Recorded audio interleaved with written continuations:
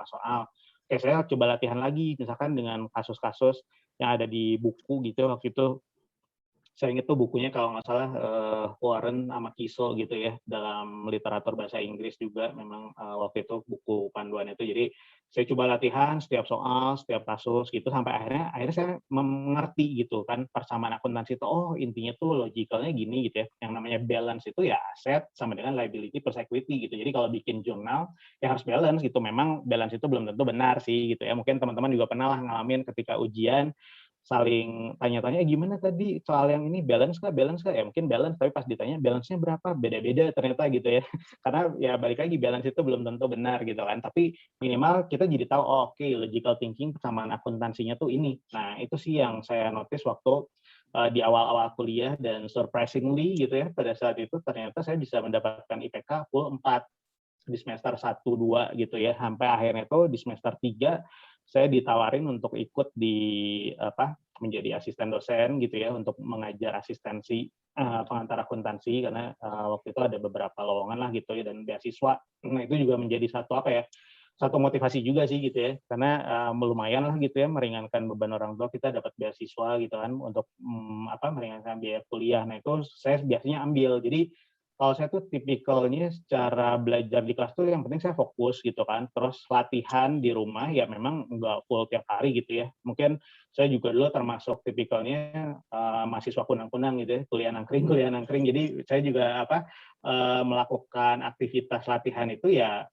ketika sambil ada tugas, tapi saya lebihin gitu porsinya. Misalkan tugas dari dosen itu hanya 10 soal gitu ya, saya lebihin belajar mandirinya untuk latihan aja sih gitu, jadi biar lebih familiar dan biasanya, materi berikutnya nih, misalkan pertemuan berikutnya minimal saya baca-baca dulu gitu malamnya. Kalaupun nggak keburu ya paginya lah gitu ya, misalkan datang lebih pagi, saya baca-baca dulu minimal apa sih gitu. Terlepas balik lagi ya teman-teman ya, kalian jangan pernah membuat, apa ya, overthinking atau menjadi burden buat kalian ketika, "Aduh si dosen ini mah nggak enakeun nih ngajarnya," gitu kan. Nah, itu yang saya coba selalu kikis sih dari zaman dulu gitu ya, karena ya udah, I don't care gitu kan, gimana cara dosen itu menjelaskannya, yang penting oke materinya apa gitu kan, saya coba pelajarin, belajar mandiri juga karena memang balik lagi sebetulnya kegiatan belajar mengajar di kelas itu kan katakanlah mungkin, 2 SKS sampai 3 SKS gitu ya, waktunya sangat terbatas lah gitu kan. Jadi memang kita harus banyak, belajar mandirinya dan sebetulnya porsi belajar saya sebenarnya lebih banyaknya ya ketika kita mulai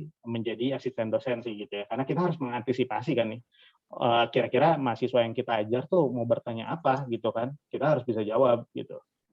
Nah itu mulai tuh berkumpul gitu ya, pada waktu itu kita membentuk kayak himpunan mahasiswa akuntansinya khusus gitu ya untuk, asistensi lah gitu ya. Mungkin, jadi di situ mulai banyak sharing, "Oh ya ada kasusnya ini, seperti ini," sampai akhirnya ikut lomba-lomba akuntansi. Nah di situ membentuk networking juga karena memang, sampai sekarang juga dari hasil saya ikut lomba-lomba itu ternyata banyak juga yang menjadi rekan kerja saya gitu kan, di kantor ini maupun di beda kantor lah gitu. Tapi kita masih saling berhubungan gitu ya, karena memang di setiap perlombaan itu tuh kalau akuntansi itu biasanya kan apalagi kalau di luar kota ya, pasti selalu ada yang namanya kayak karantina gitu ya, di asrama, kita bisa bercengkrama sama orang lain segala macam gitu kan.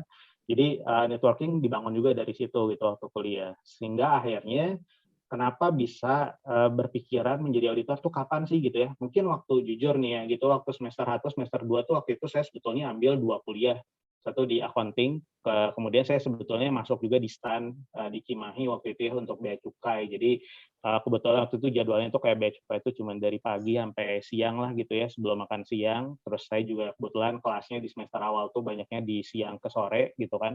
Jadi saya bisa ambil dua-duanya tuh sehingga akhirnya saya capek sendiri sebetulnya gitu kan, karena memang apa ya, saya orangnya nggak begitu suka fisik ya sebetulnya gitu ya. Jadi maksudnya kalau ada yang unsur-unsur fisiknya itu saya nggak begitu suka, akhirnya saya memutuskan keluar, ya udah saya fokus deh gitu kan di akuntansi nih gitu kan. Nah, dari situlah saya mulai terbesit, oke, udah kecemplung di akuntansi nih, gitu ya. Walaupun cita-cita saya sebenarnya pengen jadi artis nih gitu ya, karena memang cita-cita saya itu sebetulnya awalnya itu hanya menjadi entertainer dan entrepreneur sebetulnya gitu, tapi karena saya udah kecemplung di akuntansi, saya berpikir, "Apa sih profesi akuntansi?" Gitu ya. Saya mulai cari tuh, oh akuntansi itu nggak cuma jadi accounting, karena memang saya punya kakak juga accounting gitu kan. Ada juga nih yang auditor gitu kan. Nah, di situ tuh mulai tuh, kalau zaman dulu tuh Twitter kali ya, mungkin nggak tahu sih sekarang masih ada atau enggak gitu ya. Twitter dulu tuh ada yang namanya akun tuh Perfect Auditor gitu. Nah di situ tuh si akun itu tuh selalu berbicara tentang Big Four tuh kayak gimana sih. Tapi memang kebanyakan yang kayak buruk-buruknya gitu ya, kerja di Big Four, aduh capek banget, bla bla bla. Nah tapi saya makin tertantang justru gara-gara melihat tweetnya dia gitu kan. Wah kayaknya seru nih gitu kan, ada jalan-jalannya juga, terus kerjaannya seperti ini. Akhirnya saya mulai googling-googling lah gitu kan.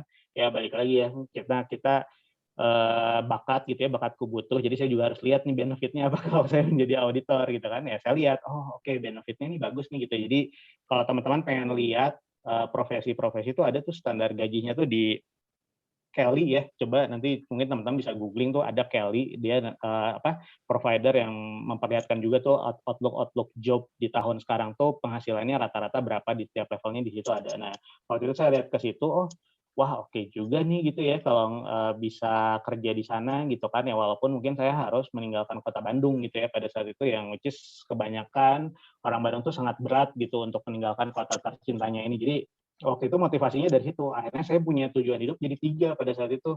Oke, saya harus bisa jadi auditor, entrepreneur, sama entertainer. Nah, untuk yang ketiga ini ya auditor ya saya jalanin fokus gitu kan, kuliah, saya jadi asdos segala macam, ya pokoknya fokus lah gitu kan untuk menitik ke jalan situ sampai akhirnya saya bisa di-apply ke KPMG gitu kan. Yang keduanya saya jadi entrepreneur ya, saya ikut juga di kampus kegiatan kayak kewirausahaan gitu ya, bikin usaha-usaha kecil-kecilan lah gitu ya sama teman-teman kampus gitu. Nah dari sisi entertainernya memang kalau dari kecil tuh saya kayaknya memang sama orang tua saya tuh udah diarahkan pengen jadi artis kali ya. Jadi saya dari dulu memang udah banyak ikut masuk sanggar seni gitu ya, kabaret, teater segala macam, sampai di kuliah juga saya ikut paduan suara segala macam. Jadi ya itu kebentuk lah, walaupun mungkin level tampilnya ya masih di level-level mahasiswa lah gitu ya, di sekitar Jawa, kompetisi Jawa segala macam. Cuman ya saya punya belajar dari situ apa? Oh, saya baru menyadari ketika saya kerja, ternyata saya karena pede tampil di depan umum, di depan panggung, terus saya juga dulu sering ngajar asisten dosen, akhirnya saya nggak terlalu canggung nih ketika masuk ke dunia kerja, berkenalan sama orang dari berbagai latar belakang gitu kan. Saya bisa pede-pede aja dan akhirnya saya bisa nyambung. Nah, itu mungkin sesuatu yang ibaratnya mungkin ya memang semesta yang bekerja kali ya. Saya juga nggak merencanakan itu, tapi ternyata saling berhubungan nih. Ternyata apa yang saya lakukan selama kuliah, meskipun mungkin disebut mahasiswa kunang-kunang gitu ya, kuliah nangkring, tapi ternyata nangkring saya ada faedahnya juga nih gitu kan. Saya nangkring dengan orang-orang yang bisa membentuk ibaratnya mungkin jati diri juga bisa gitu ya. Terus ternyata background-nya kebetulan saya juga kumpulnya nggak cuma dengan orang akuntansi gitu. Jadi saya punya prinsip gini, ketika saya punya berusaha gitu ya, punya mau usaha ataupun mau berkenalan apapun tuh sebisa mungkin tuh kalau bisa berkenalannya jangan sama orang-orang akuntansi. Kenapa? Karena mungkin pemikiran kita akan sama, justru kita harus cari juga yang berbeda gitu. Ya paling kalaupun kita berkumpul sama orang akuntansi gitu ya, sama senior-senior saya tuh ya balik lagi saya cuma ngambil, pengalamannya kayak gimana segala macam. Tapi kalau untuk kehidupan yang lain gitu ya, atau misalkan bisnis segala macam, biasanya saya lebih banyak kumpulnya sama orang-orang yang punya major-nya tuh beda gitu dengan saya, sehingga saya bisa tahu, oh perspektifnya orang ini tuh seperti ini. Misalkan anak di kafe tuh perspektifnya kayak gimana, perspektif anak manajemen tuh seperti apa gitu. Jadi, oh saya mulai tahu. Nah dari situ sebetulnya mungkin proses itu yang membentuk saya ketika bekerja itu tidak terlalu kaget, tidak terlalu canggung, dan waktu itu yang paling saya kerasa itu adalah dari rasa mengumpulkan percaya diri sih sebetulnya gitu ya. Mungkin kita jujur saya waktu pertama kali masuk KPMG, terus kita kan biasa ada training gitu ya. Waktu itu tuh saya ngerasa kok kita tuh punya mata kuliah, waktu kuliah tuh sama nih, misalkan auditing gitu ya. Terus buku yang kita jadiin referensi juga sama nih, misalkan ANS gitu ya, auditing tuh misalkan.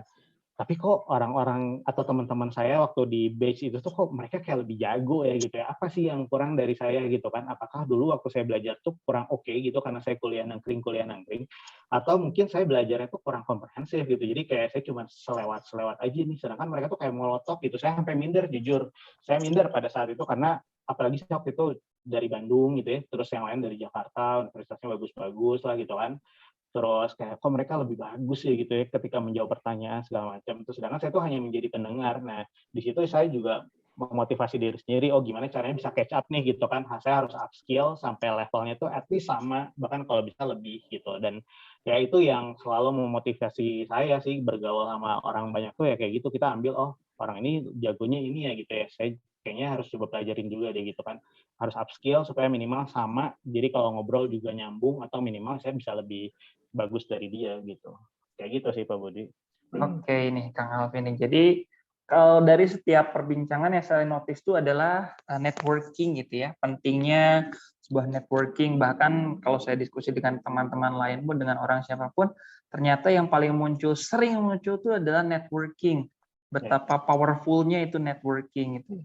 Mungkin saya sedikit share dan promosi juga mungkin Kang. Di samping tadi ya saya ada buat mahasiswa tuh ada English Club buat mahasiswa. Saya juga sebenarnya mengakomodir buat teman-teman mahasiswa tuh yang mau ikutan kompetisi-kompetisi kayak tadi Kang Alfi singgung gitu ya. Jadi ternyata kalau sambil saya promote dan ternyata nggak sia-sia nih Kang warga Bangun itu ya.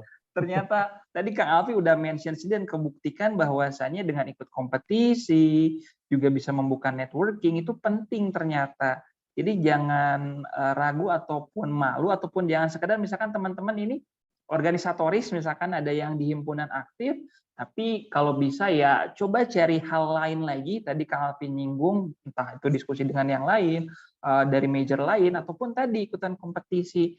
Jadi jangan sampai berpikir, udahlah saya ini anak organisatoris, sibuk di himpunan, cukup di sana gitu. Tapi coba deh cari hal lain yang bisa lebih dan lain lagi, jangan merasa puas kayak gitu. Oke, Kang Alvin nih mengenai masalah akademik nih ya, mungkin menjadi himpunan ya, kemudian mungkin banyak yang fokus, ini himpunan keren juga gitu ya, dan banyak aktivitas kegiatan apa yang mungkin akhirnya kegiatan utama kita gitu sebagai mahasiswa belajarnya itu mungkin jadi agak sedikit keteteran. Nah, mungkin itu mulai belajar mengenai time management karena menjadi seorang organisasi gitu, orang di organisasi itu menurut saya bagus juga karena itu juga dilihat nih ketika setiap kali saya interview yang joiner gitu, saya kadang suka ngeliat CV-nya, oh ini aktif organisasi atau enggak. Karena aktif organisasi itu kenapa gitu ya, untuk menjadi auditor itu juga penting karena kita tuh mostly tuh kerjanya tuh bareng tim gitu. Kita bukan bekerja sendiri-sendiri. Nah, tapi ya balik lagi kan modal utamanya tetap harus punya basicnya dulu. Percuma misalkan kita orangnya easy going, supel gitu ya, gampang kerja sama yang lain, tapi basicnya kita juga agak kurang ya agak susah juga sih gitu, agak keteteran. Nah, makanya mungkin dari sekarang mungkin teman-teman yang masih fokus di himpunan ya betul yang kata Pak Budi, ikutlah upskill yang lain-lain tuh kompetisi itu menurut saya sangat bagus ya karena dengan di CV kalian ada tertulis pernah menjadi ikut kompetisi gitu ya, itu juga menjadi nilai plus sih ketika waktu interview ya, kadang saya suka melihat itu juga gitu. Nah itu ya, jadi memang jangan merasa puas, organisasi penting dan hal lain juga penting ternyata, artinya sifatnya positif teman-teman bisa kembangkan. Oke, Kang Alfi mengenai dunia akademik nih, Kang Alfi, mungkin saya ingin bertanya mengenai ketika dulu kuliah, oh gini gitu. Kemudian ketika masuk dunia kerja, sejauh apa sih disparitasnya atau jurangnya ternyata, nah geningan pas kuliah pas kerja mah beda jauh atau sejomplang apakah itu dan ternyata ada sih relate-nya di mana, jomplangnya di mana atau ketika dunia kerja kaget nggak sih kayak gitu? Enggak mungkin tapi dari dunia akademik ke dunia kerja gitu. Ya, mungkin kebetulan karena saya kerjanya linear gitu ya sama apa yang major yang saya ambil waktu kuliah gitu kan. Jadi sebetulnya secara diskrepensinya gitu ya, jurangnya tuh nggak terlalu besar sih betul sebenarnya. Jadi lebih ke arah accounting basic-nya itu sangat kepake. Makanya saya bilang teman-teman yang lagi ngambil pengantar akuntansi, intermediate accounting, sama advanced accounting, tolong fokus gitu ya, pelajarin karena itu yang akan menjadi basic teman-teman ketika melakukan audit. Nah, mungkin nih sekilas gitu ya, kalau audit itu kan kalau kalian lihat gitu ya, audit itu tuh meriksanya itu dari laporan keuangan ke bukti transaksi. Beda sama accounting. Accounting itu ketika transaksi ya dicatat gitu kan sampai akhirnya memproduksi laporan keuangan. Nah, jadi kita tuh harus bisa tahu dulu nih laporan keuangannya itu atau accounting prinsipalnya itu seperti apa sehingga kita waktu nge-auditnya itu juga bisa lancar gitu kan. Kita tahu oh oke, untuk mengaudit account ini tuh prosedurnya apa gitu kan. Nah, jadi kalau dibilang jurangnya gap-nya jauh gitu ya, enggak juga sih sebetulnya gitu. Cuma mungkin ya ini mungkin yang saya selalu pikirkan itu adalah saran buat pihak kampus juga mungkin gitu ya, perlu memfasilitasi yang namanya itu kelas praktikum audit gitu. Memang saya tahu sih di beberapa kampus ada gitu, cuma mungkin belum optimal. Belum optimalnya kenapa? Karena kadang hanya mahasiswa itu ketika kelas audit, ya saya nggak tahu ya, tapi yang saya dulu rasakan gitu ketika audit itu memang kebanyakan kan dosennya lebih ke presentasi nih, oke kata si Aaron, seni prosedur audit itu begini, begini, begini, begini, tapi kita nggak pernah tahu gimana cara mengeksekut kata-kata itu gitu ya. Prosedur itu tuh harus dieksekusinya seperti apa sih di realnya. Nah, di praktikum itu yang mungkin jadi penting gitu ya. Jadi mungkin sebisa mungkin gitu mahasiswa tuh harus banyak mengikuti workshop gitu kan sehingga oh nanti tuh punya pengalaman, oh oke, ngaudit tuh gini loh caranya mulai dari planning, melakukan test of design implementation, test operating effectiveness control, substantive testing gitu kan sampai reporting tuh seperti apa.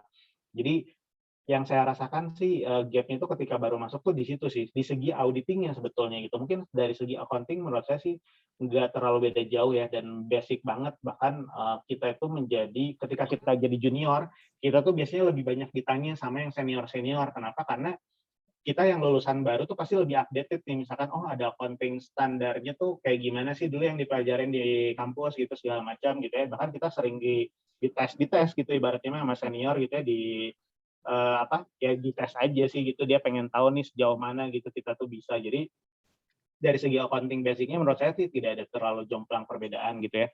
Mungkin yang membedakan tuh kalau dari sisi auditor itu ya ketika kita mengikuti mata kuliah audit itu sih memang kebanyakan tuh lebih ke presentasi tapi tidak ada real case-nya seperti apa sih gitu kan.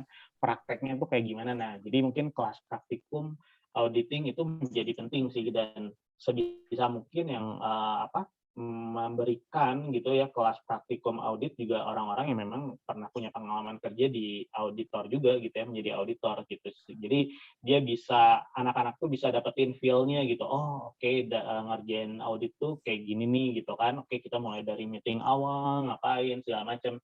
Nah, seperti itu sih mungkin yang menurut saya masih agak kurang gitu ya dan makanya kenapa kita juga ada beberapa program gitu kerjasama dengan kampus yang memberikan itu salah satunya. Jadi misalkan kita memberitahu, oke kalau mengaudit industri tertentu nih spesifik, misalkan e-commerce gitu ya, apa sih yang harus kita lakukan? Oh kita kasih tahu dulu nih sebelum kita melakukan audit itu apa aja yang harus kita pelajarin, ngapain gitu, sampai akhirnya mengeksekut si audit itu sendiri seperti apa.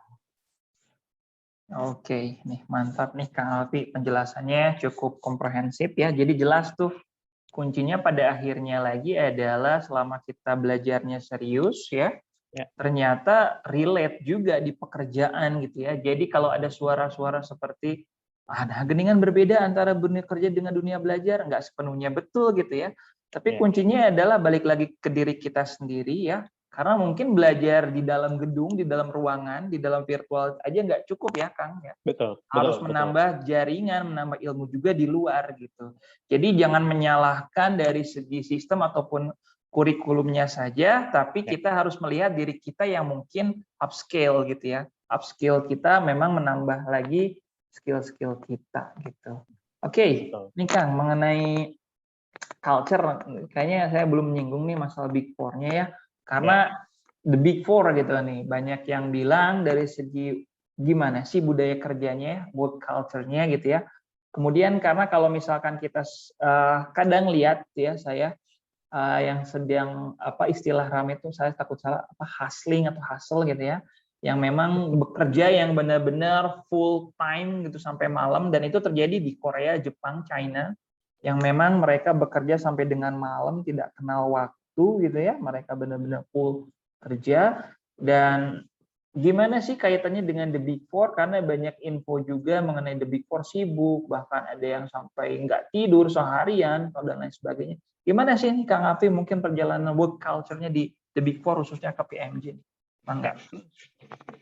Oke, mungkin kalau dibilang tadi kerjanya sangat sibuk seharian itu benar 100%. Jadi kita tuh bisa dibilang gitu ya, semenjak saya kerja tuh kadang membuka chat gitu ya, atau misalkan apalah gitu ya, sosial media kayak gitu tuh bisa jadi memang jarang banget gitu ya. Karena apa? Karena kita tuh bekerjanya itu kan kita ada targetnya juga nih ya, misalkan untuk mengerjakan suatu prosedur gitu ya, itu alokasi budgetnya tuh kita mengerjakan berapa jam gitu ya. Jadi dan itu tuh kita ngerjain tuh nggak cuma satu klien teman-teman. Jadi ketika kalian nanti dapat suatu audit engagement gitu ya, atau perikatan audit gitu dapat klien, nah kalian tuh nggak ngerjain satu klien di dalam satu waktu, bisa aja nih, misalkan yang tutup buku 31 Desember, kalian punya 5 klien gitu ya. Dan biasanya periode interimnya itu auditnya misalkan dari Oktober sampai November, terus nanti ada stock take di akhir tahun gitu kan, terus nanti final auditnya di Januari, terus rilis report di bulan Februari akhir atau awal Maret. Nah itu tuh sangat padat sekali, jadi setiap harinya itu tuh kadang kita selalu berdoa, aduh kalau bisa sehari itu 48 jam kali ya gitu ya, karena sehari 24 jam tuh kadang masih belum cukup sama kita punya kerjaan gitu. Jadi sebisa mungkin sih makanya time management itu menjadi sangat penting. Ketika teman-teman itu bekerja sebagai auditor gitu, kalian harus tahu dulu mana nih yang mau didahulukan bekerja gitu kan, mana yang mau duluan dikerjain, mana yang mau disubmit, mana yang deadline-nya lebih cepat segala macam. Nah itu juga harus pintar-pintar memanage itu, karena apa gitu ya, karena waktu kalian tuh bisa jadi habis seharian untuk bekerja gitu ya. Tapi balik lagi sebetulnya mungkin jangan dilihat dari aduh saya berarti nggak bisa ngapa-ngapain gitu ya. Tenang, di situ selama kita 8 jam bekerja atau katakanlah 10 jam setengah ya gitu ya kalau sama lembur gitu ya. Kita masih tetap bisa berinteraksi gitu sama teman-teman kita yang di mana tuh teman-teman kerja kita tuh kurang lebih umurnya tuh sama lah, sepantaran gitu sama kita, orang-orang muda juga gitu yang punya spirit sama, kita masih bisa main-main bareng. Jadi misalkan kayak sambil makan malam, misalkan ya udah makan malam dulu, refresh gitu ya, terus nanti balik lagi ke kantor, misalkan kalau pada saat dulu sebelum pandemi gitu ya, setelah makan malam main dulu apa gitu bentar, balik ke kantor, ya udah kita ngelakuin kerja lagi gitu kan. Atau misalnya ada juga yang prefer kayak udah deh saya mah kerja di rumah aja, misalkan habis jam kerja itu kan dari setengah 9 sampai setengah 6 sore gitu ya. Misalkan habis maghrib pulang, ya udah, it's okay gitu. Itu pilihan masing-masing gitu. Yang penting tugasnya tuh bisa selesai lah gitu, intinya gitu. Termasuk di masa pandemi seperti sekarang gitu ya. Ini kebetulan saya juga dari Lebaran sudah banyaknya work from home dari Bandung juga gitu kan. Jadi mungkin saya sesekali aja ke kantor ke Jakarta kalau ada yang ditanda tangan. Selama kita bisa mengatur waktunya, ya pasti bisa gitu kan. Memang, dalam satu harinya itu tuh sangat penuh dan dibilang capek gitu ya, tadi hustle gitu ya, ya sangat sih, sangat capek gitu. Bahkan dulu waktu junior itu tuh, Sabtu dan Minggu itu tuh, masih kerja biasanya gitu ya. Tapi kita tuh memang, itu kan dulu saya 2011 ya, ngomong saya junior tuh 2011. Semakin ke sini pergerakan milenial ya kita nggak bisa mungkin bekerja seperti itu ya. Maksudnya mereka punya approach dan metode sendiri dalam bekerja gitu ya. Jadi ya kita menyesuaikan aja. Yang penting targetnya apa? Yang penting targetnya deadline-nya kecapai, sukses bareng-bareng satu tim gitu kan. Semua senang ya udah gitu. Jadi bekerja sekarang lebih fleksibel sih sebetulnya kalau di KPMG ya. Karena kita memang mempromote flexibility working hours gitu. Jadi kapanpun dari manapun kalian bisa bekerja gitu. Dan memang sebisa mungkin Sabtu Minggu itu tuh kita tidak ada aktivitas. Jadi kita secara culture juga udah beberapa tahun kebelakangan itu di weekend gitu ya, para atasan-atasan itu tuh dilarang keras untuk mengirim email kepada staff gitu, tim member. Kenapa? Karena gini, saya yang dari 2011 gitu ya, angkatan lama banget gitu kan, sampai sekarang, saya masih merasakan kayak weekend itu kalau nggak buka laptop itu tuh jadi kayak sakit sayanya gitu. Kenapa sakit? Karena gatel nih tangan, kayaknya ada yang harus dikerjain deh gitu buat hari Senin gitu. Jangan sampai Mondays-nya itu menjadi mimpi buruk gitu kan. Jadi kadang saya suka menyicil gitu. Nah, tapi memang seiring dengan berjalannya waktu gitu, culture kita juga mulai bergeser mengikuti ya perkembangan anak-anak milenial gitu ya. Ya saya juga mulai ngikutin gitu. Saya harus beradaptasi juga nih, angkatan lama saya harus beradaptasi nih. Oke, ketika tim member saya gitu ya, tim saya misalkan banyaknya milenial, oh ya saya juga harus menyesuaikan nih. Misalkan kayak tiap weekend dulu ya sebelum pandemi gitu, misalkan kayak kita pasti ada nih Jumat Jumat ceria gitu ya kalau kita bilangnya gitu kan, TGIF Jumat ceria. Kita misalkan sebelum lembur ya udah kita misalkan karaokean dulu gitu atau makan dulu lah di mana di tempat yang fancy gitu kan, terus balik lagi. Jadi anak-anak tuh refresh. Begituan kalau kayak keluar kota sebisa mungkin weekend tuh pasti kita berwisata gitu, traveling segala macem ke tempat-tempat yang seru. Jadi anak-anak juga refresh. Jadi secara budayanya sekarang udah seperti itu Pak Budi. Jadi enggak yang melihat kayak dulu mungkin iya gitu ya, mungkin teman-teman bisa searching, googling juga. Dulu tuh ada yang auditor meninggal di meja gitu ya karena dia saking nggak bisa apa ya melakukan aktivitas lain hanya kerja kerja dan kerja gitu kan dan akhirnya ya mungkin dia kelelahan segala macam akhirnya meninggal itu ada juga gitu. Nah tapi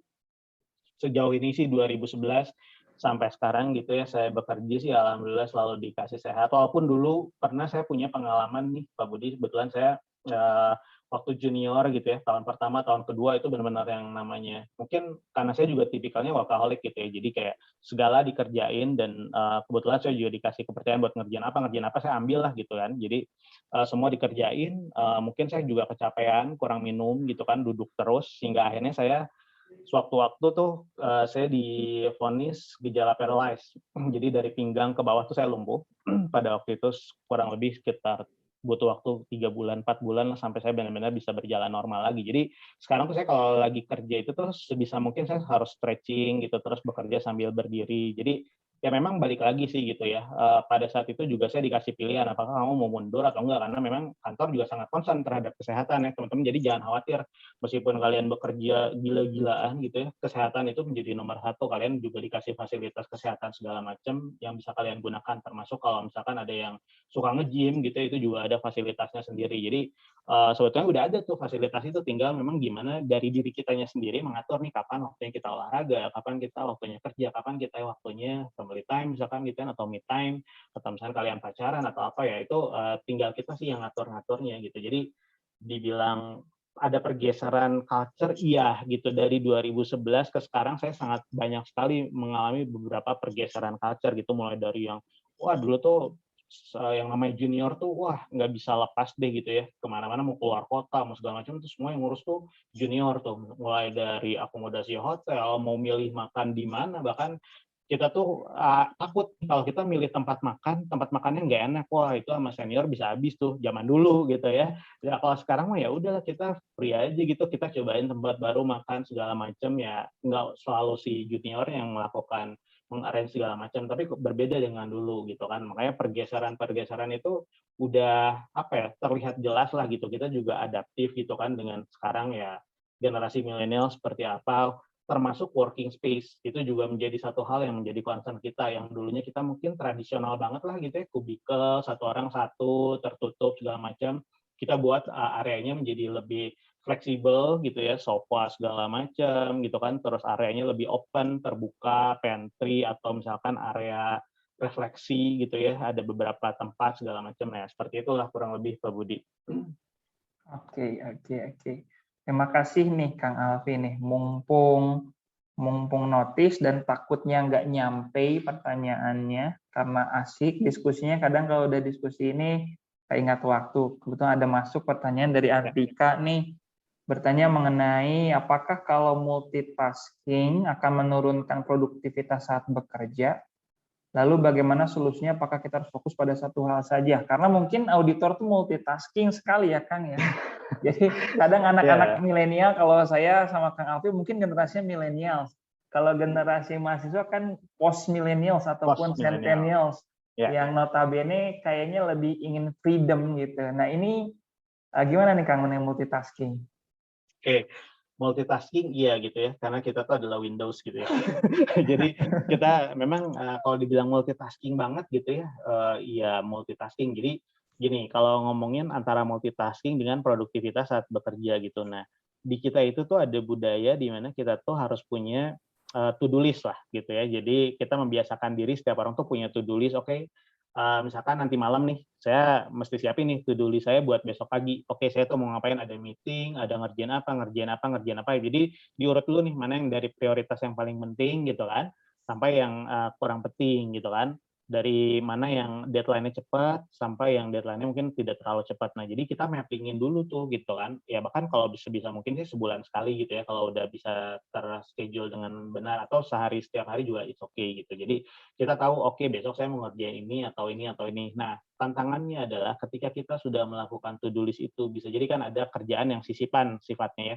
Kita lagi kerja nih misalkan sekarang asik-asik tiba-tiba misalkan atasan nyuruh tolong bantu kerjaan ini dulu dong gitu kan. Nah, ketika kita dapat kayak gitu, kita mesti punya apa ya, kita harus clear dulu nih, kita harus mengklarifikasi ke atasan yang memberi pekerjaan, ini deadline-nya kapan, butuh cepat atau enggak gitu kan. Terus kita juga kasih tahu kondisi kita tuh lagi kerjain apa, deadline-nya kapan. Jadi semua tuh sama-sama enak nih. Nah itu yang apa ya, membuat saya juga itu salah satu culture yang menurut saya selalu apa ya, penting di kantor kita dan dipertahankan terus dari zaman dulu sampai sekarang. Jadi kita tuh sifatnya open and honest communication gitu. Kamu lagi ngerjain apa, lagi sibuk apa enggak.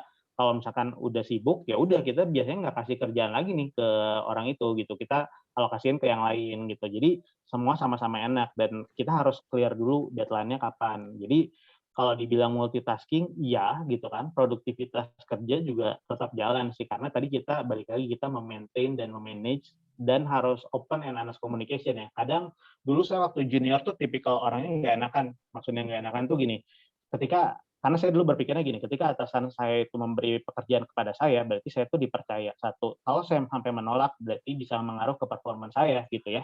Nah, itu pemikiran-pemikiran itu yang bikin kita malah jadi capek sendiri sih, overwhelmed gitu ya. Akhirnya jadi kayak burnout lah gitu ya, ibaratnya terlalu kecapean. Nah, jadi kita juga memang harus punya apa ya, mindset di dalam diri kita sendiri juga ya, kita harus bisa speak up aja gitu. Kalau kita udah terlalu banyak nih pekerjaan yang kita to do list hari ini yang mau kita kerjakan dengan deadline yang cepat, kita masih bisa oke kok gitu untuk me-reject tambahan pekerjaan atau pekerjaan sisipan-sisipan seperti itu. Jadi tetap menjaga produktivitas kerja kita. Jadi kalau kita berbicara auditor itu tuh selalu berhubungan dengan time sheet gitu ya. Sehari itu kan sebetulnya kita time sheet-nya ada 8 jam.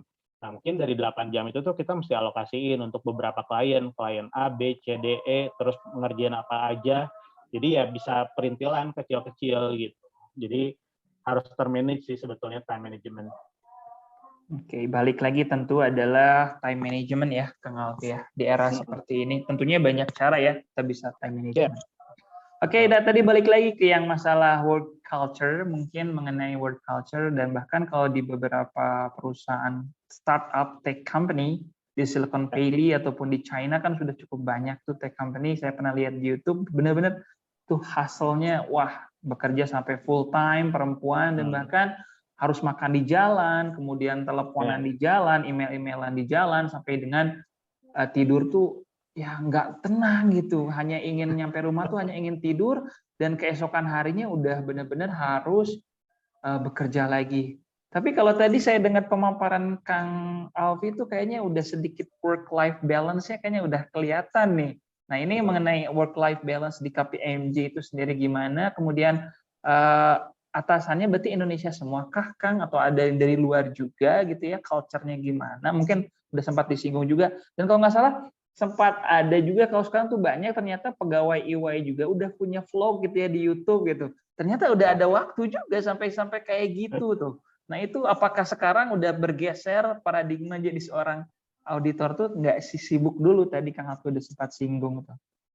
Ya, mungkin kalau dari sisi atasan gitu ya, atasan kita sih macam-macam gitu ya, ada orang Indonesianya juga, ada orang luarnya juga gitu kan, dan mereka justru kalau orang luar itu biasanya tuh 5:30 tuh udah benar tenggo gitu ibaratnya tuh. Jadi memang mereka tidak terbiasa apa ya, lembur, dan bahkan mereka lebih mengencourage kita udah kerjain aja besok pagi gitu kan, besok pagi baru dilihatin lagi segala macam, lebih kayak gitu. Tapi mungkin beberapa yang dari Indonesia juga macam-macam sih, tergantung gitu ya, tergantung pribadinya masing-masing. Ada yang tipikalnya mungkin tenggo juga gitu, dia lanjut di rumah, atau misalkan ya udah gitu kan, udah waktunya jam kerja beres ya udah, tapi besok misalkan dikompensat datang lebih pagi, mengerjakan lebih pagi segala macam. Jadi sebetulnya balik lagi ke pribadi masing-masing gitu kan. Tapi kalau dari sisi apakah auditor itu sudah tidak sesibuk dulu gitu ya, memang ada pergeseran sih. Jadi kalau misalkan kita ibaratkan gitu ya, dulu zaman saya 2011 itu adalah bentuknya itu adalah segitiga utuh gitu ya. Jadi yang di level associate, junior ke bawah itu kerjanya sangat banyak, makin ke atas makin sedikit. Nah, mungkin bergeser ke budaya-budaya sekarang gitu ya, post milenial gitu ya, kalau kita bisa bilang tuh menjadi segitiganya terbalik nih. Jadi yang di bawah itu pekerjaannya sedikit, mereka mungkin memang secara pace kerjaannya memang lebih cepat, saya tahu gitu kan, mereka lebih cepat, sehingga akhirnya tuh si reviewer itu tuh numpuk nih. Kalau dulu kan kita kayak sebagai reviewer ya, kita bisa kasih jeda waktu ya, oke, sehari 2 hari gitu. Kadang sekarang tuh mereka oke dalam sehari itu bisa beres semua tuh misalkan kerjanya lebih cepat gitu kan, karena misalkan mereka mengejar pulang tenggo gitu. Jadi mereka benar-benar hajar, bahkan kadang jam makan siang ya sambil makan, sambil kerja gitu ya, walaupun itu sebetulnya nggak bagus. Tapi ya tergantung tiap pribadi beda-beda gitu. Nah akhirnya tuh apa? Akhirnya tuh si reviewer jadi numpuk nih kerjaannya. Makanya tadi saya bilang sekarang tuh dalam seharinya itu tuh jadi segitiga terbalik nih. Jadi si yang di bawahnya itu pekerjaannya jadi lebih sedikit gitu kan. Tapi yang di atas-atasnya jadi lebih makin banyak. Akhirnya apa? Akhirnya yang banyak lembur itu tuh justru di level-level atas nih gitu kan. Justru yang si tim ke bawah itu tuh udah mulai agak santai. Nah makanya kenapa muncul tadi fenomena mungkin ada yang bikin vlog gitu ya. Mungkin kalian juga bisa lihat tuh di YouTube ada salah satu adiknya Raditya Dika juga, dia juga kerja di salah satu Big Four, dia juga bikin sama, bikin konten YouTube gitu kan. Ya memang bukan jadi hal yang apa ya, bukan jadi hal yang aneh sih sekarang gitu, bahkan beberapa tim member saya juga ada beberapa yang jadi apa punya konten YouTube tentang makanan gitu ya, memang dia hobinya misalkan makanan, jadi jam makan siang misalkan dia bisa pergi dulu, lebih cepat gitu kan, terus untuk nge-review makanan dia balik lagi, tapi dia kerja lagi. Nah jadi kacar-kacar yang seperti itu jadi lebih terbuka sih sebetulnya. Mungkin kalau yang dulu tuh ibaratnya kayak, aduh mau ngapa-ngapain juga susah gitu ya, kayak kerja.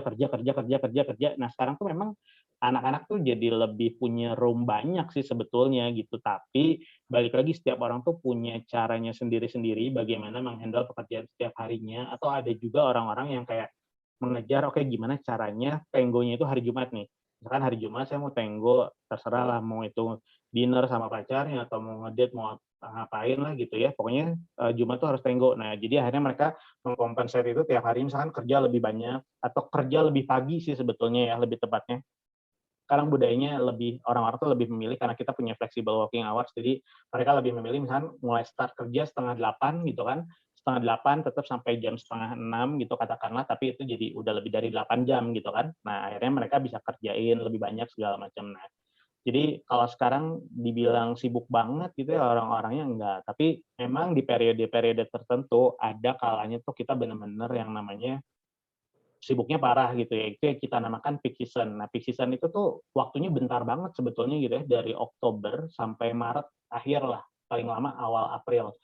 Tapi itu tuh juga nggak kerasa, kenapa? Karena kita kerja ini banyak dan kita kerjanya bareng-bareng, jadi kayak setiap orang tuh apa ya, nggak ngerasa terlalu terbebani lah gitu ya, walaupun mungkin ada juga beberapa yang kalau misalkan dalam kesehariannya keteteran, dia compensate di weekend untuk melakukan pekerjaan segala macam gitu. Tapi rasanya itu angkanya sudah turun drastis lah dibanding tahun-tahun dulu ya gitu. Jadi orang-orang sekarang memang lebih santai sih kelihatannya gitu ya. Oke, oke, oke. Betul, Kang Alfi. Terima kasih penjelasannya, Kang Alfi nih. Mungkin hampir menjelang akhir diskusi, tapi ada beberapa sebenarnya kalau udah diskusi gini kadang ya tadi ya saya Kepikiran. sampaikan asik gitu tiba-tiba muncul pertanyaan ini dan lain sebagainya karena ya konsep yang saya tawarkannya memang nggak ada pertanyaan pasti tapi ya let it flow aja seperti Ya. itu. Nah tadi mengenai masalah Kang Alfi kan sekarang sudah jadi senior ya, senior gitu ya, auditor di KPMG yang mungkin tingkat pekerjaannya fleksibilitasnya mungkin lebih ringan dibandingkan yang junior. Kayak indikatornya saya sederhana.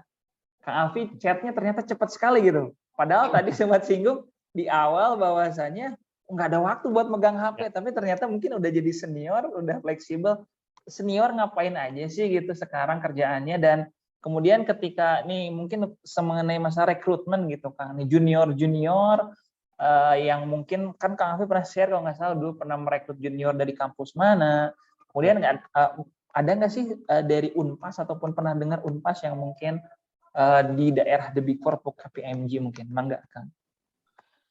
Oke, kalau dilihat dari posisi saya sekarang gitu ya, senior manager, memang pekerjaannya itu kita lebih banyak dealing-nya itu adalah dengan klien ya, intensitasnya itu terutama di saat planning, kemudian tadi kayak resource planning, HRBP gitu, gimana cara saya mengatur tim saya yang ada 70-100 orang itu, gimana mereka tetap bisa bekerja dengan tenang, senang gitu kan, sehingga akhirnya mereka juga punya apa ya, bisa retain lah, maksudnya nggak cepet dikit-dikit ngeluh capek resign gitu. Nah itu lebih banyak pekerjaannya tuh di sisi-sisi itu sih. Jadi memang kerjaan yang berhubungan langsung dengan testing dokumen segala macam memang agak sedikit berkurang ya karena kita lebih ke reviewer sebagai reviewer gitu. Jadi hanya nge-review Dan itu pun pasti kan misalkan kayak anak-anak nih nanti submit-nya mungkin sekitar jam 3, jam 4 sore gitu. Nah, disitulah saya mulai bekerjanya cukup agak apa ya, agak hektik nih gitu. Jadi mungkin kalau pagi-pagi tuh lebih banyaknya kayak meeting relationship dengan klien gitu kan, meeting koordinasi dengan teman-teman grup koordinator yang lain, dengan atasan gitu ya. Jadi tentang planning audit segala macam. Jadi mungkin bisa dibilang semakin ke atas posisinya itu kerjaannya lebih banyak meetingnya sebetulnya gitu ya, pekerjaan hariannya, sehingga akhirnya ketika tim member ngumpulin gitu ya, submit semua pekerjaannya ke kita, ya disitulah waktunya kita benar-benar kerja, kadang suka sampai lembur juga gitu ya. Tapi kita tergantung lah manage-nya. Jadi kadang saya kalau pegang lagi banyak klien gitu ya, saya udah aturin dulu nih kapan tim ini submit ke saya, kapan saya review gitu. Jadi biar semuanya itu bisa tetap semua reviewnya juga beres gitu kan. Anak-anak juga nggak terlalu lama nungguin review dari saya karena mungkin nanti harus di follow up lagi ke klien segala macam.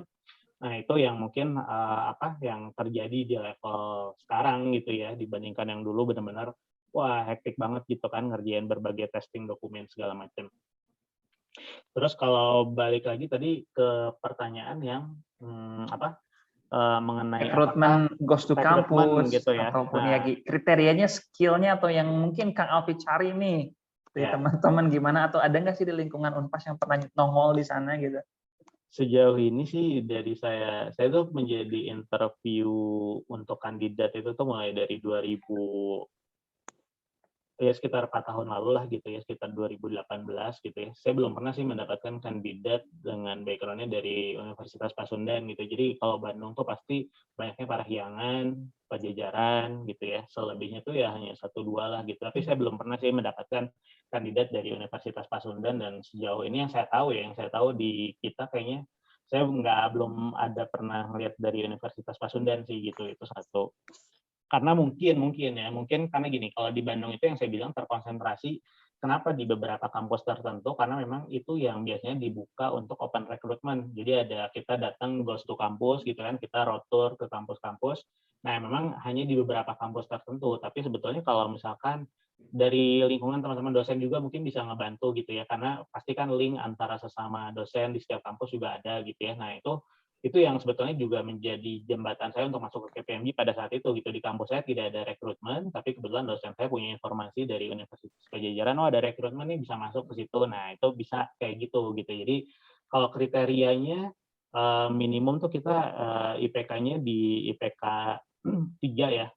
Pertama itu dulu deh, jalur pertama masuknya IPK-nya 3 dulu gitu kan. Nah, nanti baru dari situ ya teman-teman melakukan tes tadi tuh, baik tes accounting-nya, auditing-nya, kemudian ada psikotesnya juga, dan ada writing in English ya. Jadi di writing in English itu tuh teman-teman menceritakan topik tertentu lah tentang perekonomian sih dalam bahasa Inggris, apapun biasanya itu free sih, bebas pilihan teman-teman gitu ya. Yang penting teman-teman coba bercerita ya, intinya sih pengen tahu juga gitu kan, dari situ mungkin muncul cara teman-teman mendescribe, mengexplain itu seperti apa, terus analytical teman-teman ya, terutama juga bahasa Inggrisnya kelihatan juga sih dari situ gitu kan, seperti apa writing-nya.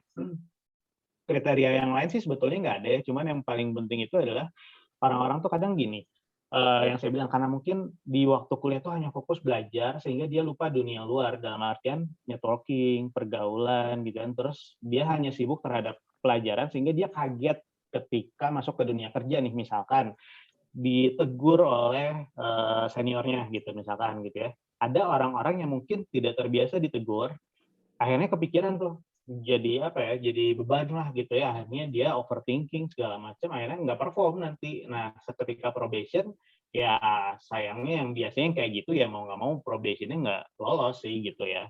Nah, jadi teman-teman juga harus mempersiapkan mental lah gitu ya, dalam artian tuh mental ya harus open terhadap kritikan, terhadap masukan, dan jangan terlalu diambil pusing sih. Kalau saya sih intinya gitu sih, jangan dimasukin ke hati ya kalau di dunia kerja. Sebenarnya sama aja sih, mungkin nggak cuma di tempat apa ya, nggak hanya di menjadi auditor lah seperti itu, di tempat manapun menurut saya sama. Teman-teman harus bisa apa ya, bisa open aja gitu. Jadi kalau dapat kritikan, feedback gitu ya, atau masukan yang konstruktif, atau misalkan ya ditegur segala macam, ya teman-teman harus ready sih gitu, karena tidak ada apa ya, justru masukan-masukan itulah yang membuat kita jadi belajar, oh ya jangan sampai keulang lagi segala macam. Nah, itu yang biasanya sejauh ini ya mental-mental yang apa ya, itu menjadi batu sandungan sih ketika probation ya, karena saya yakin lah ketika probation itu banyaknya tuh ngelihat dari sisi behavior-nya juga seperti apa gitu ya. Jadi kalau misalkan hal-hal kayak gitu udah bikin, aduh jadi lemes, jadi lesu gitu ya, misalkan jadi nggak bersemangat, akhirnya nggak perform juga kerjaannya ya, akhirnya ya nggak bisa lulus probation sih gitu. Iya, ya, betul. Artinya mungkin yang saya tadi sampaikan di awal cukup relate kayaknya ketika saya tanya Unpas belum ngeh ya Kang Alfi di daerah Iya, KPMG jalannya naik sepeda bahkan mungkin sepeda ontel gitu ya untuk ke the big four gitu ya dari kita dari Unpas. Tapi kalau nggak salah Kang Alfi dulu sempat nyinggung ya pernah ada ya kandidat kalau nggak salah ya kandidat sih waktu itu pernah ada. kandidat ya Betul. dari Unpas gitu. Jadi ya itulah teman-teman nggak tahu nih teman-teman apakah benar, apakah punya cita-cita ke auditor, ke PMK, apa auditor The Big Four atau tidak. Tapi kalau berdasarkan survei sih, rata-rata betul munculnya auditor, akuntan, yang berarti saya rasa masih jadi primadona. Walaupun saya di sana menyungguhkan pertanyaan jadi pegawai di startup company gitu Kang. Ternyata masih minim gitu untuk yang ingin ke sana dan ternyata masih mungkin jadi primadona gitu dari akuntansi ini. Dan juga saya terima kasih nih teman-teman yang masih join ya. Mungkin kita di hampir penghujung gitu kan. Ada beberapa lagi, mungkin 2 pertanyaan lagi. Nanti penutup adalah hasil ataupun dari yang tadi polling ya, Kang Alfi mungkin. Nah, ini mungkin pertanyaan yang sifatnya institusional, Kang, yang mungkin relate juga sama dengan teman-teman. Ini berkaitan dengan PPAK ya, PPA, Profesi Akuntansi. Kebetulan Unpas ini baru rencana akan mendirikan.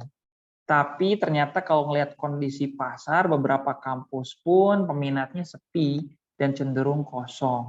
Dan juga dari IAI gitu ya, walaupun mungkin kalau auditor ada juga IAPI gitu ya. Iya. Dari IAI sendiri untuk mengeluarkan sertifikat AK ataupun dapat gelar CA pun ternyata tidak perlu untuk kuliah PPAK. Penting nggak sih Kang PPAK gitu ataupun sertifikasi lainnya yang bisa melengkapi skill-skill dari para calon auditor ataupun yang nanti ingin jadi auditor? Atau sertifikasi apa sih spesifiknya yang perlu diambil untuk jadi seorang auditor di The Big Four khususnya? Mangga Kang.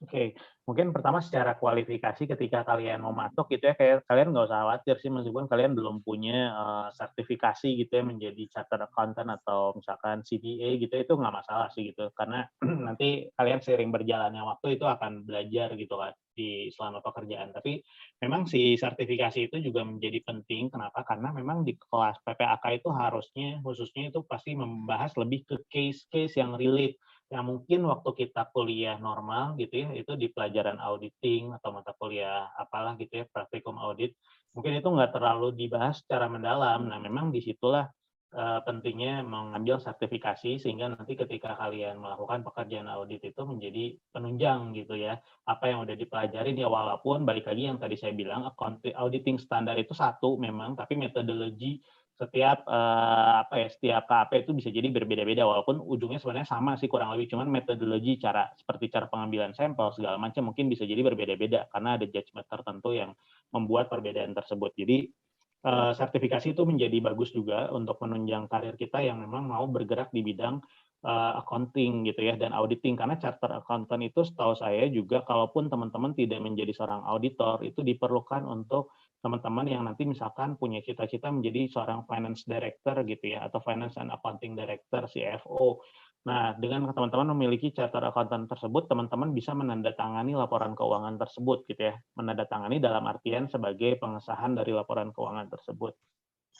Gitu sih untuk chartered accountant. Tapi kalau misalkan kalian mau menjadi auditor gitu ya, itu penting juga gitu kan mendapatkan sertifikasi chartered accountant. Tapi memang kebanyakan karena yang balik lagi tadi ketika udah mulai masuk ke dunia audit, pekerjaan banyak sekali gitu ya. Dan kita juga punya divisi learning and development gitu kan, pelatihan-pelatihan segala macamnya ada di sana, ada kurikulumnya juga, ada SKS gitu ya yang harus ditempuh juga sama kayak kuliah. Jadi sebetulnya bisa terwakili dari situ karena beberapa training dan segala macam juga bisa dikonversi dari situ gitu kan untuk kalian mendapatkan kayak sertifikasi misalkan menjadi CPA gitu ya, CPA AI atau apa gitu, itu ada beberapa yang bisa dikonversi juga dari situ gitu. Tapi balik lagi sertifikasi itu tergantung teman-teman tujuannya apa dulu sih sebetulnya gitu. Jangan sampai teman-teman juga nggak tahu karena banyak gitu ya yang suka udahlah ambil aja daripada saya juga bingung sambil nunggu kerja gitu ya. Tapi dia nggak tahu sebenarnya apa gitu. Yang penting tuh teman-teman tuh kalau mau ngambil sertifikasi, teman-teman harus fokus dan serius sih, dan tahu tujuannya mengambil sertifikasi itu apa. Karena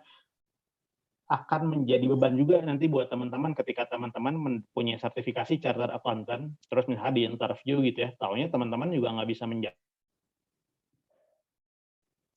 kan gitu kan, apakah ini benar nggak sih jadi chartered accountant-nya gitu. Nah itu yang mesti teman-teman juga apa ya, karena itu kan udah bersifat professional certification lah gitu ya. Jadi kalian mesti memastikan juga ketika kalian mengambil sertifikasi itu, kalian juga tahu tujuannya apa, dan setelah mendapatkan sertifikasi itu juga kalian bisa apa ya, bisa mengemban si gelar itu gitu, mengaplikasikan dan mengimplementasikannya dalam pekerjaan, intinya itu sih. Oke, makasih nih Kang Alfi, bahwa sertifikasi juga harus benar-benar jelas gitu ya, ataupun Ya, sesuai dengan memang kriterianya. Dan kalau saya tangkap berarti sebenarnya balik lagi gitu, ternyata meskipun ada titel gelar AK ataupun CA gitu ya, balik lagi ternyata mungkin skill juga ya Kang ya menentukan. betul. Betul, itu ada lembar ijazah ataupun lembar Ya, sertifikat yang jadi poin penting, tapi ketika memang dites juga nggak sesuai dengan sertifikatnya, misalkan ya, skillnya kurang, ya balik ya. lagi mungkin jadi pertimbangan buat pemberi Hmm, kerjanya. betul, Oke betul. Kang, ini langsung finishing aja mengenai mungkin sedikit kalau Kang Alfi mau menyampaikan tentang pertanyaan tadi, ataupun kesimpulan, ataupun mungkin yang ingin saya tanyakan pasti di akhir tuh nih buat teman-teman nih, ya adalah langsung mungkin saya spesifik Kang, mengenai link gitu ya, networking ataupun kesempatan, artinya kan tadi Kang Alfi sudah menjelaskan, ada saya menyampaikan adalah spesifiknya, bagi teman-teman ini nih yang misal punya minat, barangkali ke The Big Four ataupun KPMG ataupun auditor ataupun kantor-kantor lainnya, networking-nya harus kemana yang lebih spesifiknya mungkin Kang, atau misalkan boleh nggak sih sewaktu-waktu misalkan kontak Kang Alfi, nanya-nanya ataupun ada lowongan dan lain sebagainya, mangga Kang, kompilasi lah akhirnya. Ya, oke, buat teman-teman yang punya minat gitu kan untuk menjadi auditor atau apply ke kantor akuntan publik, terutama mungkin ke KPMG, kalian bisa langsung hubungin ke saya gitu ya. Nanti saya akan kasih linknya kemana teman-teman harus mendaftar. Nanti di sana ada rekan saya dari tim rekrutmen yang akan membantu teman-teman untuk melakukan penjadwalan untuk kapan melakukan testing online segala macam ya. Karena memang sekarang mostly tesnya itu online, berbeda dengan dulu gitu ya. Jadi sekarang mostly tesnya online, nah nanti baru kalau online-nya itu udah oke, udah lulus, baru nanti ada walk-in interview-nya. Nah, kalau misalkan untuk before yang lainnya, sebetulnya teman-teman bisa langsung cari, pasti di setiap link-nya setiap before itu tuh di sana nanti akan ada satu sub menu karir gitu ya. Nah, kalian bisa langsung lihat di sana sih gitu. Tapi kalau misalkan kalian spesifik nih, pengen coba ini ke KPMG gitu. Karena memang gini, kita tuh KPMG tuh punya terkenalnya apa, proses rekrutmennya itu paling cepat di antara before yang lain. Jadi ketika kalian apply gitu ya, itu tim rekrutmen kita tuh akan gercep banget untuk langsung menghubungi kalian, mengevaluasi CV kalian segala macam, kemudian nanti mengatur penjadwalan untuk testing dan segala macamnya. Jadi memang dari pengalaman sejauh ini setiap kali saya interview itu pasti saya selalu tanya juga gitu kan kepada kandidat apakah kalian juga apply di tempat lain. Mereka jawabannya sama, apply di tempat lain, tapi KPMG yang paling cepat melakukan responnya gitu. Jadi kalau teman-teman udah mulai apa ya, mungkin sebenarnya kita juga menerima yang belum apa ya, maksudnya misalkan dari mahasiswa tingkat akhir nih yang lagi sambil skripsi juga gitu ya, misalkan pengen sambil nyoba deh gitu ya, kalian udah tahu oke kapan jadwal sidang segala macam, target beresnya kapan, kalian bisa apply gitu ya. Jadi nanti tinggal menyesuaikan lah gitu dengan jadwal pekerjaannya. Dan nanti juga pasti untuk linknya gitu ya, kalau misalkan sedang ada open recruitment, karena kita tuh open recruitment itu tuh kalau di KPMG ya khususnya kita tuh ada di batch-nya itu mulai dari bulan April, kemudian ada di bulan Juli, Agustus, dan terakhir itu batch-nya September. Nah, itu biasanya itu di bulan-bulan itu kita buka open recruitment, baik yang kita lewat kampus maupun langsung ada di website-nya dan juga di LinkedIn-nya gitu. Jadi kalian juga bisa pantau di Instagram-nya KPMG Indonesia. Nah, di situ tuh selalu ada update sih kalau misalkan oke kita ada open recruitment, baik itu misalkan oke deh teman-teman, misalkan kayaknya saya pengen jadi intern dulu deh gitu, misalkan magang dulu deh, pengen nyobain, mungkin siapa tahu nanti kalau udah dapat gambarannya, baru mulai menunjukkan pilihan ya apakah saya bisa lanjut jadi auditor atau enggak. Nah itu juga ada, jadi kita juga membuka internship di periode Januari sampai Maret teman-teman ya, dan itu kalian bisa langsung diterjunkan ke audit fieldwork-nya gitu. Jadi kalau misalkan ada yang berminat internship di periode Januari Maret itu juga bisa gitu. Oke, wah udah komplit, udah spesifik banget juga tuh Kang Alfi. Jadi kurang apa lagi nih sebenarnya. Dan keberuntungan buat saya pribadi dan teman-teman semua di sini bisa berdiskusi dengan Kang Alfi gitu. Untuk intern seperti apa, untuk bekerja langsung seperti apa. Jadi aksesnya ini yang memang saya ingin bukakan ke teman-teman. Jadi balik lagi tapi ya, meskipun teman-teman ingin apply, coba-coba ya, jangan istilahnya coba-coba tapi nggak mempersiapkan apapun. Tentunya ketika ini udah dapat info, ada targetnya, siapin dari sekarang gitu. Jangan tiba-tiba nanti saya coba deh iseng-iseng bikin gitu. Ya nggak gitu juga ya, tapi benar-benar perlu persiapan. Karena ini bukan KAP kacangan gitu, the big four gitu ya. Teman-teman kalau masih bingung the big four, cari tahu dulu deh kalau misalkan masih ada yang belum tahu gitu ya. Cari tahu sehingga dengan berjalannya waktu, kalau yang memang passionnya adalah jadi seorang auditor ataupun bekerja di kantor akuntan publik the big four ya, pasti teman-teman akan mencari tahu dan ternyata itulah gambaran yang disampaikan oleh Kang Alfi mengenai the big four. Makasih banyak nih Kang Alfi, mungkin sebelum takut sedikit berkurang, saya ingin minta teman-teman untuk on kamera semuanya, untuk kemudian nanti saya dokumentasikan ya, saya screenshot untuk saya take picture dan saya simpan sebagai bukti dokumentasi perkuliahan ya. Mangga kalau yang masih hadir dan ternyata ini nih Kang, masih alhamdulillah ya, masih antusiasme sampai akhir ya. Walaupun kalau secara jumlah agak menyusut, biasa lah ya kalau di kelas menyusut, ya nggak banyak sih ya, mungkin sekitar 10 lah tadi. Tapi antusiasmenya alhamdulillah sampai dengan akhir. Apakah teman-teman masih menyimak sampai dengan akhir? Masih Bapak. Masih Bapak. Oke. Alhamdulillah, terima kasih banyak untuk kesempatannya. Saya coba screenshot dulu ya, mungkin untuk kebetulan ada 2 slide di sini ya. Untuk slide yang pertama dulu, 1, 2, 3. Oke, sebentar. Saya simpan dulu di sini. Satu lagi.